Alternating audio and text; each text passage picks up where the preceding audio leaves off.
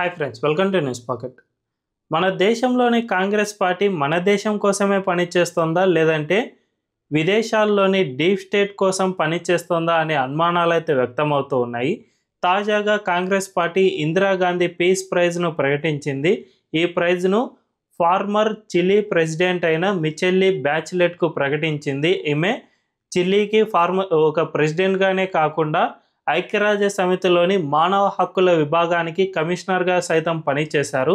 So ఈ సమయంలో ఈమె భారత్కు వ్యతిరేకంగా అనేక ప్రయత్నాలు చేశారు. కశ్మీర్లో మైనారిటీలపై ఊచకోత జరుగుతుంది అని, భారతదేశంలో మైనారిటీలకు హ్యూమన్ రైట్స్ అనేవి అస్సలు లేవు అని ఆమె ఐక్యరాజ్య సమితిలో పనిచేస్తున్నప్పుడు అనేక సార్లు మన దేశాన్ని ఆరోపించింది అండ్ మన దేశాన్ని కార్నర్ చేసే ప్రయత్నం చేసింది.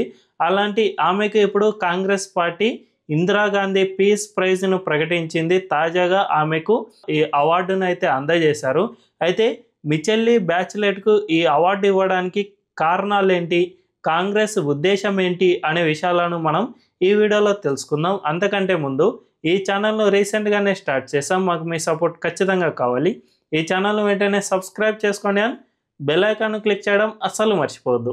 ఇక డీటెయిల్స్లోకి వెళ్తే, ఈ మిచెల్లీ బ్యాచిలెట్ అనే ఆమె చిలీలోని లెఫ్ట్ వింగ్ సోషలిస్ట్ పార్టీకి అధ్యక్షురాలిగా పనిచేశారు. ఆ పార్టీ నుంచే 2006 నుంచి 2010 అండ్ 2014 నుంచి 2018 మధ్యలో అక్కడి ప్రెసిడెంట్గా పనిచేశారు. ఆ టైంలో మన ఇండియాకు వ్యతిరేకంగా అనేక సార్లు తన ప్రయత్నాలను చేశారు. 2006 నుంచి 10 అంటే మన దేశంలో యూపీఏ గవర్నమెంట్ అధికారంలో ఉండేది అండ్ 2014 నుంచి 18 అంటే ఇక్కడ బీజేపీ గవర్నమెంట్ అధికారంలో ఉంది. ఈ సమయంలో మన ఇండియాకు వ్యతిరేకంగా అనేక ప్రయత్నాలు చేసింది. మరీ ముఖ్యంగా మన దేశంలో మైనారిటీలకు స్వేచ్ఛ లేదు అనే విధంగా పెద్ద ఎత్తున ప్రచారం చేసింది. దీన్ని కాంగ్రెస్ పార్టీ బాగా ఉపయోగించుకోసాగింది అండ్ మోదీ గవర్నమెంట్ ఎప్పుడైతే ఉందో 2014 నుంచి 2018 ఈ మధ్యలో మన ఇండియాను కార్నర్ చేయడానికి ఇలాంటి వ్యాఖ్యలు ఆమె చేస్తూ ఉండడం, వాటిని కాంగ్రెస్ పార్టీ ఇక్కడ పెద్ద ఎత్తున ప్రచారం చేయడం ఇలాంటివి చేసింది. అయితే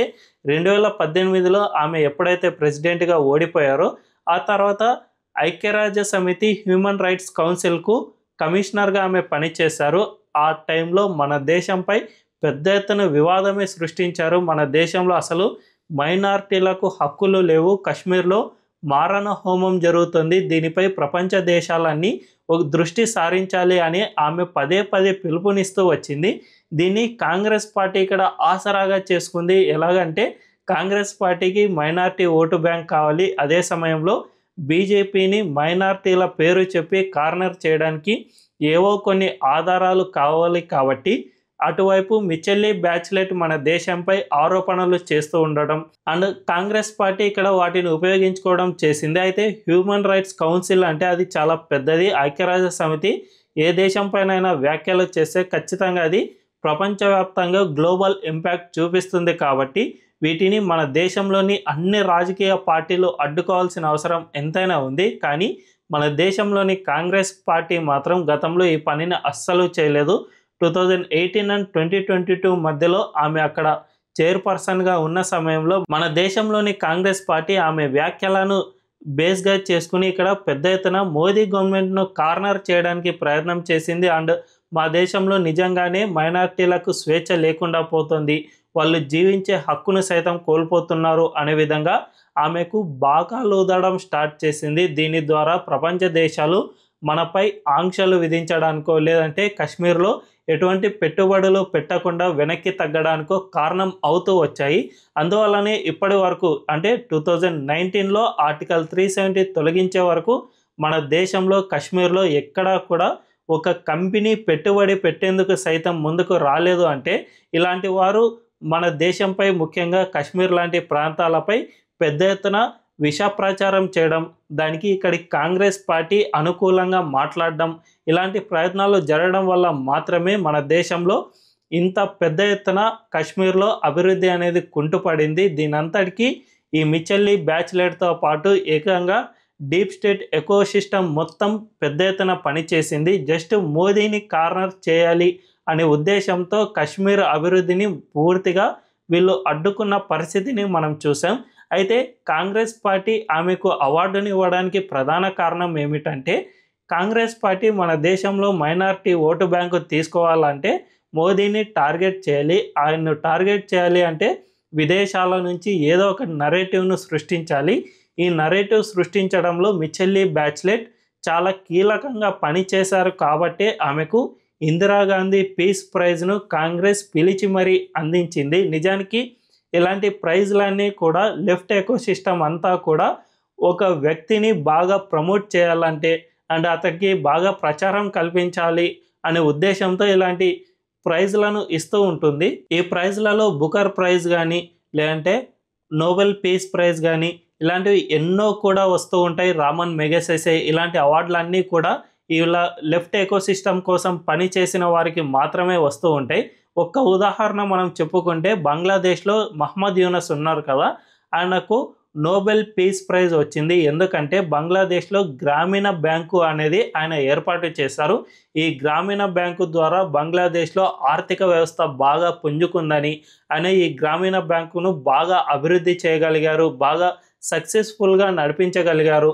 బంగ్లాదేశ్లో అన్ని బ్యాంకులు నష్టం పోయినా కూడా ఈయన మాత్రం చాలా బాగా నడిపించగలిగారు అనే ఉద్దేశంతో ఆయనకు నోబెల్ పీస్ ప్రైజ్ను డీప్ స్టేట్ ఇప్పించింది. అయితే ఇప్పుడు ఆయన బంగ్లాదేశ్కు తాత్కాలిక అధినేతగా ఉన్నారు. 2024 ఆగస్టు నుంచి ఇప్పటి వరకు ఇంకా కొనసాగుతూనే ఉన్నారు. ఈ సమయంలో ఆ దేశం పూర్తిగా ఆర్థిక వ్యవస్థ మొత్తం చితికిపోయింది. నిజంగా మహమ్మద్ యూనస్ గనక అంత గొప్ప ఆర్థికవేత్త అయితే ఒక గ్రామీణ బ్యాంకును బాగా పెద్ద ఎత్తున నడపగలిగి ఉంటే ఖచ్చితంగా ఆయన ఇప్పుడు బంగ్లాదేశ్ ఆర్థిక వ్యవస్థను నెక్స్ట్ లెవెల్కు తీసుకువెళ్ళగలిగిన నేత అయి ఉండేవారు. కానీ ఆయన చేతికి పగ్గాలు వచ్చిన తర్వాత మాత్రం అర్థం కాలేదు ఆయన ఎందుకు పనికిరానివాడు, ఆయనకు ఆర్థిక వ్యవస్థపై ఉన్న నాలెడ్జ్ అంతా సున్నా. నిజానికి ఆయనకు నోబెల్ పీస్ ప్రైజ్ రావడానికి కూడా డీప్ స్టేట్ ప్రోత్సాహకమే కారణం. ఆ డీప్ స్టేట్ తనకు అనుకూలంగా ఒక పప్పెట్ను ఏర్పరచుకోవాలి కాబట్టి బంగ్లాదేశ్లో తమకంటూ ఒక వ్యక్తి ఉండాలి కాబట్టి ఈ మహమ్మద్ యూనస్ను అందలం ఎక్కించినట్లు మనకు స్పష్టంగా కనిపిస్తుంది. సో వీళ్ళు చెబుతున్న దానికి రియాలిటీకి ఇంత తేడా ఉంటుంది. సరిగ్గా ఈ మిచెల్లీ బ్యాచ్లెట్కు Congress party Indira Gandhi peace prize ఇవ్వడానికి కూడా ప్రధాన కారణం ఇదే. వీళ్ళంతా కూడా డీప్ స్టేట్ ఎకోసిస్టంలో భాగంగా ఉంటారు. నిజానికి ఈ ఎకోసిస్టంలో ప్రపంచవ్యాప్తంగా 140 పార్టీలు ఎకోసిస్టంలో భాగంగా ఉన్నాయి. ఇందులో ప్రధాన పార్టీ అమెరికాలోని డెమోక్రాట్లు అండ్ ఆ తర్వాత మన భారతదేశంలోని కాంగ్రెస్ పార్టీనే ప్రధానంగా ఉన్నాయి. సో ఇంత పెద్ద పార్టీలు సైతం ఈ 40 పార్టీల గ్రూప్లో ప్రోగ్రెసివ్ అలయన్స్ గ్రూప్ అని అంటారు దీన్ని. ఈ ప్రోగ్రెసివ్ అలయన్స్లో కాంగ్రెస్ పార్టీ సైతం భాగమే. వీళ్ళందరికీ గాడ్ ఫాదర్గా జార్జ్ సోరోస్ ఉన్నాడు అండ్ డీప్ స్టేట్ వీళ్ళందరినీ నడిపిస్తూ ఉంటుంది. కాబట్టి వీళ్ళలో వీళ్ళే ఒకరినొకరు ప్రమోట్ చేసుకోవడానికి ఇలాంటి పీస్ ప్రైజ్లో లేదంటే ఇంకో ప్రైజో బుకర్ ప్రైజో రామన్ మెగసెసే అంటూ వీళ్ళలో వీళ్ళే అవార్డులు ఇచ్చుకుంటారు. తద్వారా వీళ్ళలో వీళ్ళే హెల్ప్ చేసుకుంటూ ఉంటారు. ఈ మిచెల్లీ బ్యాచ్లెట్ మాత్రం గతంలో మన దేశానికి వ్యతిరేకంగా అనేక ప్రయత్నాలు చేసింది. మన దేశాన్ని విదేశాల్లో బద్నాం చేసేందుకు చాలా వరకు ట్రై చేసిందనే చెప్పుకోవచ్చు. అలాంటి ఆమెకు ఈ పీస్ ప్రైజ్ ఇచ్చారు అంటే కాంగ్రెస్ పార్టీ మన దేశానికి ఎంత వ్యతిరేకంగా పనిచేస్తుందో మనం అర్థం చేసుకోవాలి. నిజానికి ఆ పార్టీకి మన దేశంపై ఉన్న ప్రేమ కంటే విదేశాల్లోని డీప్ స్టేట్కు అనుబంధంగానే అండ్ వాళ్ళ కోసం పనిచేస్తున్నాం అనే మెప్పు కోసమే ఆ పార్టీ మన దేశంలో ఉనికిలో ఉంది అని మనం చెప్పుకోవాల్సిన అవసరం ఎంతైనా ఉంది. ఈ వీడియో కనుక మీకు నచ్చినట్లయితే ఖచ్చితంగా మా ఛానల్ను సబ్స్క్రైబ్ చేసుకోండి అండ్ బెల్ ఐకాన్ క్లిక్ చేయడం అస్సలు మర్చిపోవద్దు. Thank you.